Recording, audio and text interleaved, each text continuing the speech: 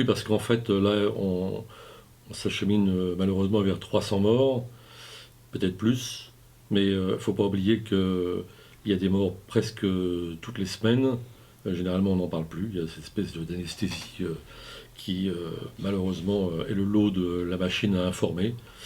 Et finalement, on oublie une réalité qui est endémique et qui fait que depuis un certain nombre d'années, il y a eu, je crois, 25 000 morts de gens qui ont tenté de gagner l'Europe, qui se sont noyés généralement en Méditerranée, c'est-à-dire euh, une catastrophe quasi quotidienne.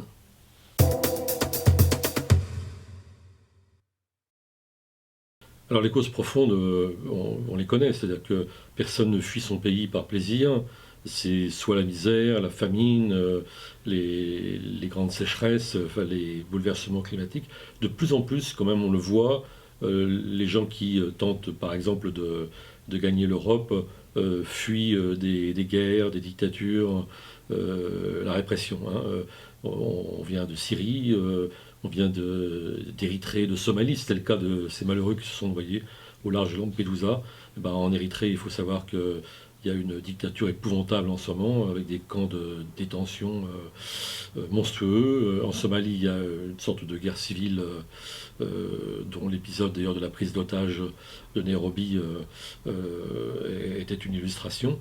Donc ces gens fuient des réalités, et c'est d'autant plus scandaleux quand ils sont traités comme des brigands, quand ils arrivent aux abords des rives européennes. Alors indifférence, c'est très peu dire, c'est trop peu dire même, parce que je crois qu'il y a en réalité une franche hostilité.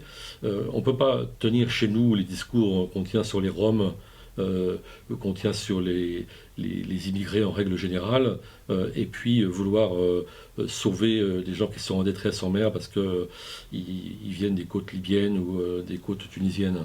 Il y a une cohérence, malheureusement, une cohérence tragique à ça.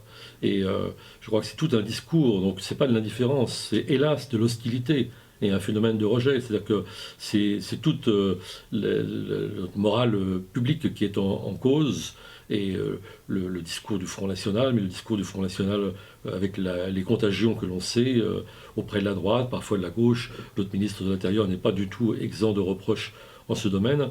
Alors évidemment, ce ne sont pas ces gens-là qui sont la cause directe des morts de Lampedusa, mais c'est toute une vision du monde, je dirais une philosophie. Enfin, le mot n'est pas très bien choisi, parce que la philosophie, c'est la sagesse. C'est surtout pas la sagesse, mais c'est une conception du monde qu'il faudrait revoir, et qui fait que non seulement l'Europe n'organise pas l'accueil, c'est-à-dire qu'elle laisse ceux qui sont au front, c'est-à-dire Lampedusa, la frontière gréco-turque, Gibraltar ou Ceuta, cette enclave espagnole en terre marocaine, se débrouiller avec ses chevaux de frise, avec les murs, avec les noyades, etc. Non seulement l'Europe ne fait pas ça, mais en plus elle développe une conception qui est une conception du rejet, où les patrouilleurs qui seraient censés sauver ces gens, finalement, cherchent à les interpeller, à les arraisonner, voire à les poursuivre, entraînant des catastrophes.